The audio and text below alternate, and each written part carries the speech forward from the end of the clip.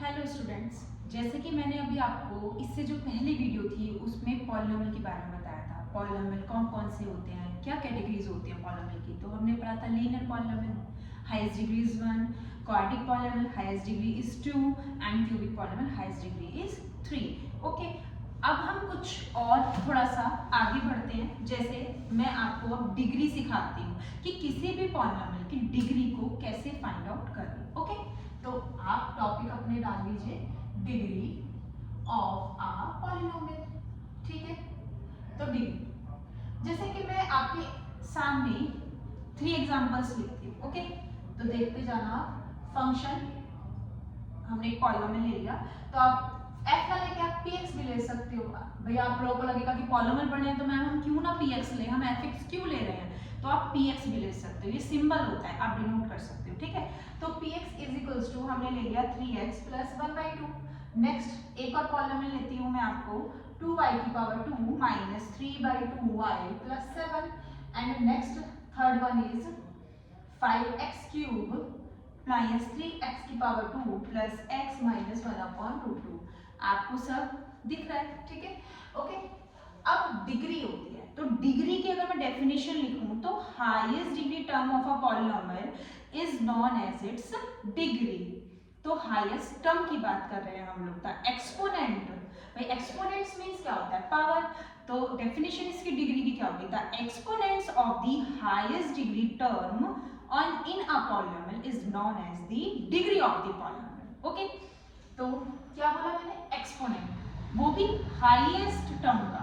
ठीक है, तो अब हाईएस्ट डिग्री टर्म कौन सी है? जैसे मैं यहाँ पे बात करूँ तो x मेरे पास एक ही वेरिएबल है और उस वेरिएबल पर पावर क्या है? 1 है। तो फिर यहाँ और कोई वेरिएबल तो है ही भाई, 1/2 है, इसके साथ कोई वेरिएबल लगा हुआ नहीं है। तो हमें वेरिएबल की पावर देखनी होती है और जो हाईएस्ट पावर होती है वो डिग्री बन जाती है। तो अब जैसे यहाँ पे सिर्फ एक ही वेरिएबल है तो उसकी पावर क्या है? 1 है। तो इसकी डिग्री क्या हो जाएगी? डिग्री ऑफ दिस पॉलिनोमियल क्या हो जाएगी? 1। Okay, next. अब इसमें क्या है? यहाँ y की रेज़ टू द पावर 2 है, यहाँ y raise to the power क्या है? 1 है। ओके, तो अब इसमें y की पावर 1 हाईएस्ट है कि y की पावर 2 हाईएस्ट है? तो क्या है? हाईएस्ट। तो आपको पता ही है, तो y की पावर 2 ही तो हाईएस्ट है, तो इसकी डिग्री क्या होगी? 2 होगी। ठीक है, क्योंकि हमें वेरिएबल की पावर देखनी है, जो हाईएस्ट होगी वो ही उसकी डिग्री होगी। तो y raise to the power 2 है यहाँ पे हाईएस्ट, तो इसलिए इसकी डिग्री क्या होगी? 2 होगी। नेक्स्ट, यहाँ पे 3 भी आ रही है पावर, यहाँ 2 भी आ रही है, यहाँ 1 भी आ रही है, बट यहाँ पर हाईएस्ट क्या होगा? तो हाईएस्ट यहाँ पे 3 है कि नहीं है?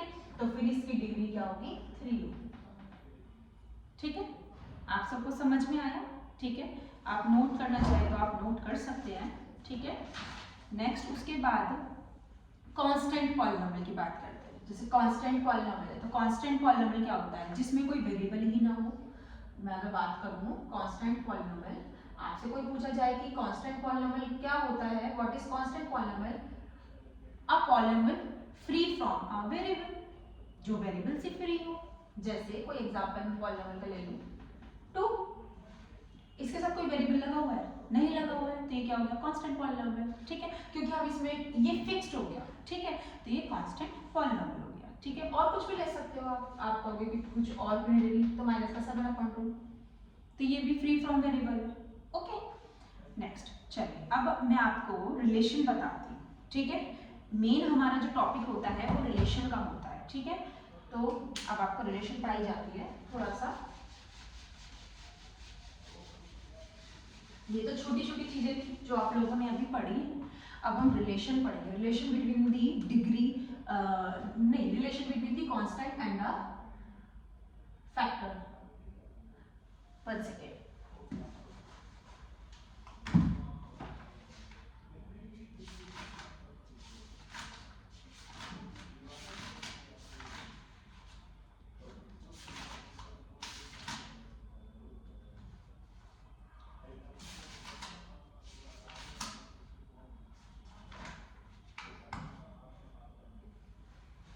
डालिए सब लोग।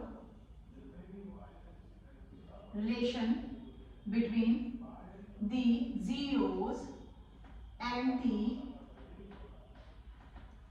coefficients of the polynomial. Okay, चलिए शुरू करें फिर।